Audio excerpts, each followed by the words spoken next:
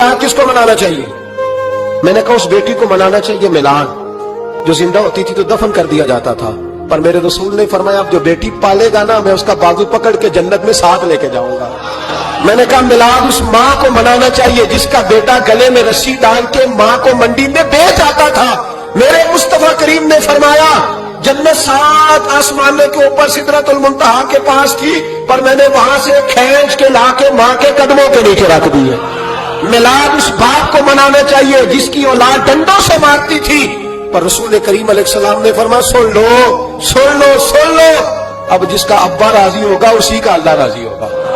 मैंने कहा मिलाद उस गरीब को मनाना चाहिए जो भैंस की तरह बकरी की तरह मंडी में बिकता था, पर मुस्तफा ने काले रंग वाले हबशी गुलाम को सीने से लगा के कहा गरीबों को छोटा न समझना, मैं अल्लाह के रसूल जब जन्नत में जाऊंगा तो आगे भी गरीब होंगे, पीछे भी गरीब होंगे, दाएं भी गरीब होंगे, बाएं भी गरीब होंगे। फरमाया अमीर वेटिंग लिस्ट में होंगे, 500 साल बाद जन्नत में जाएंगे। गरीबों के लिए जन्नत के दरवाजे 500 साल पहले ही खुलवा दूंगा। उसे मनाना चाहिए, मिलाद मनाना चाहिए। और मैंने कहा मौलवी साहब तुझे पूछता कोई ना, तेरा जिक्र कोई ना करता, लेकिन तू मिंबर पे बैठा है, तू मोहम्मद अरबी के नाम का खा रहा है, तू अली के नाम का खा रहा है, तू उमर उस्मान और अबू बकर के नाम का खा रहा है, तू असनैन का सदका खा रहा है। तुझे ना तेरी कभी किसी ने बरादरी पूछी, ना कभी तेरा किसी ने एड्रेस पूछा, ना कभी किसी ने तेरी सनद पूछी। लोग तेरे नारे लगाते हैं, लोग तेरे हाथ चूमते हैं। फिर मान जा कि तुझे सुबह भी मिलाद मनाना है, शाम भी मिलाद मनाना है, और तुझे ये कहना चाहिए खस खस जिन्ना कदर नहीं देगा इतने साहब नू वडियाइया, मैं गलियां दा रूड़ा कूड़ा इतने महल चढ़ाया साइया। तेरा काम था तेरी आंखें भीगी रहती। और उस बूढ़े को भी मिलाद मनाना चाहिए जिसके बारे में मेरे नबी पाक ने फरमाया सफेद दाढ़ी वाले की जिसने इज्जत की उसने तो रब की इज्जत की, उसने तो रब की इज्जत की मेरे भाई। उस मजदूर को भी मिलाद मनाना चाहिए जिसके बारे में नबी पाक ने फरमाया जो अपने हाथों पे छाले डाल के मजदूरी करता है, मैंने तो उसे रब करीम का दोस्त बना दिया है।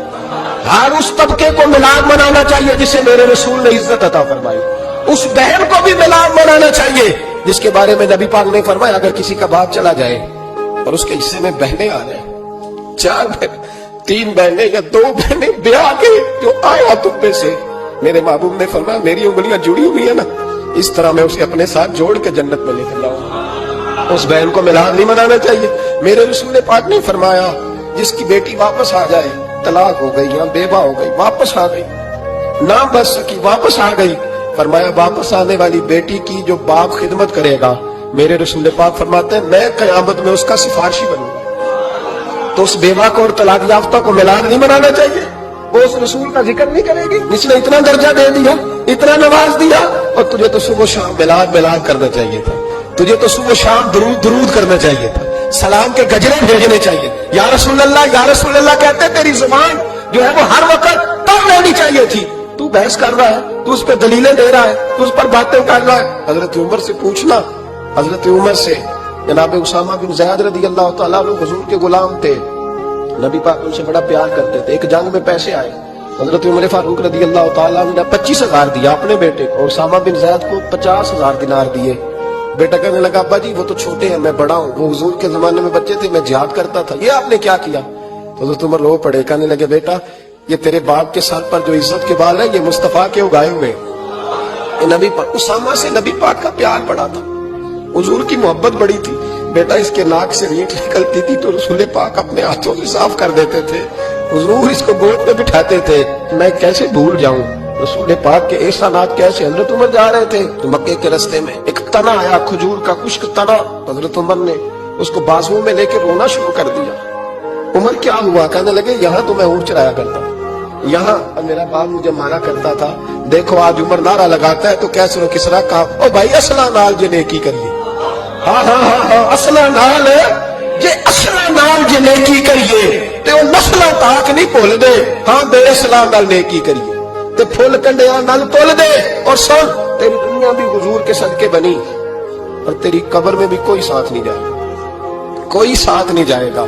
कब्र में भी मुस्तफा करीम सल्लल्लाहु और देखना कब्र के अंदर भी कभी कोई गया है, कब्र में भी रसूल पाक, कब्र में भी रसूल पाक, कब्र में भी रसूल पाक। मेरे उस्ताद फरमाया करते थे बताओ जिस कब्र में नबी पाक आएंगे वहां अज़ाब क्या होना है। जब हुजूर ही आ गए تو عذاب کیا ہونا ہے؟ نبی پاک تو جدھر سے گزر جائے رب وہ جگہ جنت بنا دیتا ہے. وہاں کیا عذاب ہونا ہے؟ وہاں تو دیدار ہونا ہے.